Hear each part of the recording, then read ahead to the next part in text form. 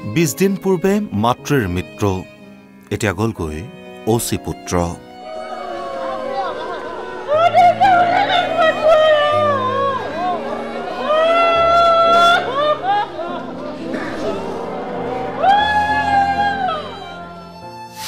আধৰুৱা সপোন লৈ চিৰবিদায় ললে অচি বিৰিঞ্চি দাসে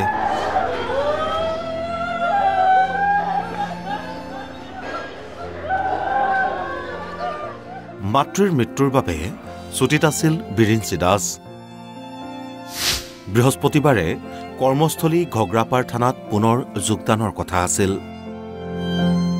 সেয়ে মাতৃৰ কৰ্ম সমাপন কৰি নগাঁৱৰ পৰা গুৱাহাটীৰ লালমাটিৰ গেম ভিলেজত থকা বাসগৃহলৈ আহিছিল বিৰিঞ্চি দাস কিন্তু নিয়তিৰ পৰিহাস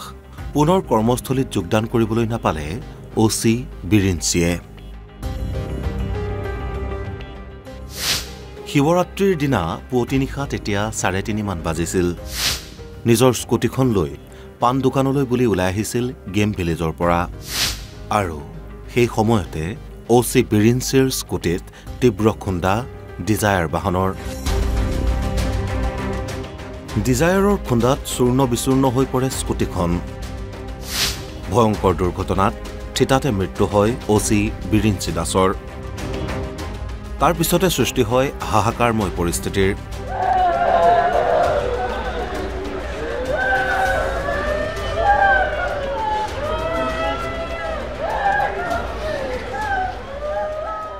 এনেতো থাকে ইয়াতে আমাৰ ঘগ্ৰাপাৰ থানাতে কোৱাৰ্টাৰত থাকে কিন্তু তেখেতৰ এটা কোৱাৰ্টাৰ আপোনাৰ গেম ভিলেজতো আছে তেখেতৰ ৱাইফ তেখেতৰ ডটাৰ ছোৱালীজনী তাতে থাকে মাকৰ ঢুকুৱা আজি 20 দিনমান হৈছিলে তো কৰ্ম সেইদিনা 19 তাৰিখে কৰ্ম গ'ল তো তেখেত আজি জইন কৰাৰ কথা আছিলেই তো মোক যোৱাকালিও ফোন কৰিছিলে যে আজি জইন কৰিম মই সেইটো বুলি মই আহক ছাৰ বুলি কৈছিলোঁ তাৰপিছত তেখেত নগাঁৱৰ পৰা গুৱাহাটী আহি পাইছিলে গেম ভিলেজলৈ কোৱাৰ্টাৰটোত তাৰপিছত ৰাতি কি হ'ল কি নহ'ল ইমান এটা গম নাপাওঁ ক'ত গৈছিলে কি গৈছিলে স্কুটিত আছিল তেখেতে জানামতে ট্ৰাফিক পুলিচে যি কৈছে তাৰ জানামতে কাটিং এটা আছিলে ডিভাইডাৰ কাটিং সেই ডিভাইডাৰ কাটিঙত লালমাটিৰ পৰা ওলাই থাকোঁতে কাটিং মাৰোঁতে ছুইফ্ট ডিজায়াৰ এটাই মানে খুন্দাইছে মানে নিশাই GMCHৰ মৰ্গলৈ অনা হয় বিৰিঞ্চি দাসৰ নশ্বৰ দেহ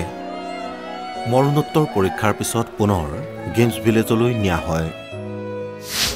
বিৰিঞ্চি দাসৰ অকাল মৃত্যুত অকলশৰীয়া হৈ পৰে পত্নী কন্যা সন্তান বৃহস্পতিবাৰে গেমছ ভিলেজৰ বাসগৃহৰ পৰা নগাঁৱৰ ঘৰলৈ নিয়া হয় অচি বিৰিঞ্চি দাসৰ নশ্বৰ দেহ এই দুখবৰ লাভ কৰাৰ পিছতে কৰ্মস্থলী ঘগ্ৰাপাৰা থানাতো সৃষ্টি হয় শোকাকুল পৰিৱেশৰ সম্পূৰ্ণ নহল অচি বিৰিঞ্চি দাসৰ তত্বাৱধানত নিৰ্মাণ হৈ থকা মন্দিৰটো দোকানখন নিজে কৈ মোক পাতি দিছে যে মই পইচা দিম তোক কিবা যদি পইচা লাগে দোকানখন পাতি ল তই মই গ'লোতো ক'ব পাৰিবি মই একদিন তোৰ দোকান পাতি দি যাওঁ বুলি তেখেতে খোৱাৰ টাইমত তেখেতৰ লগত 4-5জন মানুহ নহ'লে তেখেতে ভাত নাখায় চাহ নাখায় ৰাতিপুৱাৰ ব্ৰেকফাষ্ট নাখায় মই ঘৰত ভাত খায়ো তথাপিও ছাৰৰ লগত বহি মেগী খাব লাগে মোৰ লগত বিশেষকৈ বহুত নিবিড় সম্পৰ্ক ৰাখিছিল তেখেতে আহাৰ পৰা প্ৰতিটো কামতে বা প্ৰতিটো কথাতে তেখেতে মোক সুধিছিলে যিকোনো ক্ষেত্ৰত মই নতুনকৈ আহিছোঁ ইয়াতে তই পুৰণা মানুহ তই ইয়াতে আছাই আজি ঘৰৰ কাষতে থানা তই মোক গোটেইখিনি আৰু মোক বুলি নহয় পাব্লিককেই হওক বা ষ্টাফৰ মানুহে নিজৰ একদম ভাতৃৰ দৰে ব্যৱহাৰ কৰে এনেকুৱা এটা লাগিছে তেখেতে এই মন্দিৰৰ কামটো আৰম্ভ কৰিছিলে আজি মন্দিৰৰ কামটো তেখেতে সম্পূৰ্ণ কৰিব নোৱাৰিলে এইবিলাক বহুত দুখ লাগিছে আজি বিশেষকৈ তেখেতৰ যিটো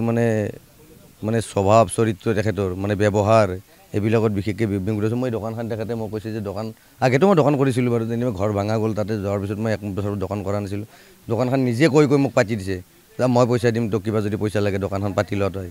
মই গ'লোতো ক'ব পাৰিবি মই একদিন তোৰ দোকান পাতি দি যাওঁ বুলি গতিকে আজি মানুহজনে নেকাৰ কথা ক'ম আৰু তেনেকুৱা লাগিছে আজি সঁচাকৈ মৃত্যু কাৰ ক'ত কেতিয়া আহে কোনো ঠিকনা নাথাকে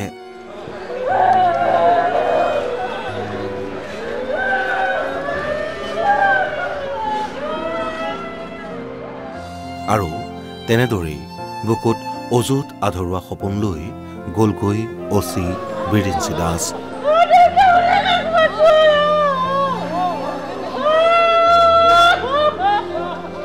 দীপাংকৰ মেধি মনোজ দুৱাৰা আৰু চন্দন শৰ্মাৰ ৰিপৰ্ট অসম লাইভ 24